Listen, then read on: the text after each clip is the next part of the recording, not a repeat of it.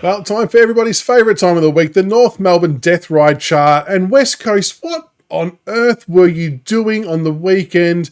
You had them on toast. You should have won by about 6 goals. You've watched too much Richmond football and kicked like absolute dog shit. And it was pretty bloody disappointing, if I'm being honest. I mean, it's enough for Richmond supporters to have to watch our own game with our own team kicking 4 goals 10 or 10 goals 17 to then go and watch a West Coast North Melbourne game that we have no other interest in other than you beating the Kangaroos to help us out with the pick, and you go and end up on 1 goal 13 at some stage with 50 odd inside 50s to about 10, and you just shit it up the wall. Unbelievable stuff. Just could not believe that you lost that game, to be honest. Maybe you didn't want to win it.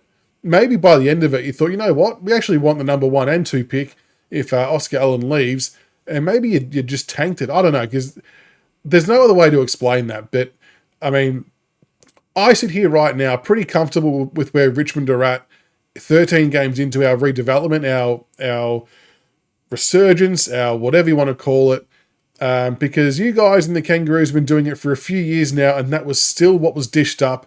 So, yeah, I'm quite comfortable with where we're at. But anyway, let's take a look at the chart and see how it all looks for us currently. All right, so here is the official chart that tracks the wins and losses for the Kangaroos.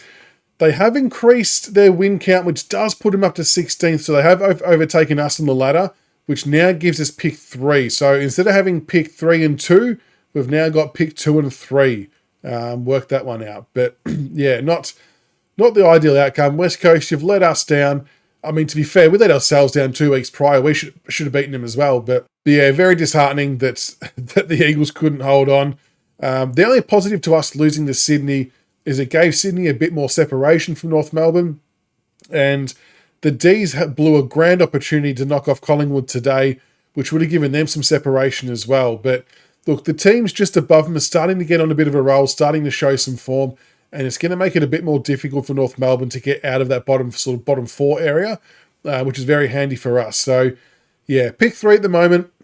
Still pretty good. Still a pretty good result. We'll take that every day of the week. But let us know what you think in the comments below, guys. What did you think of the West Coast game? What could have they done better to help us out? Keen to hear your thoughts.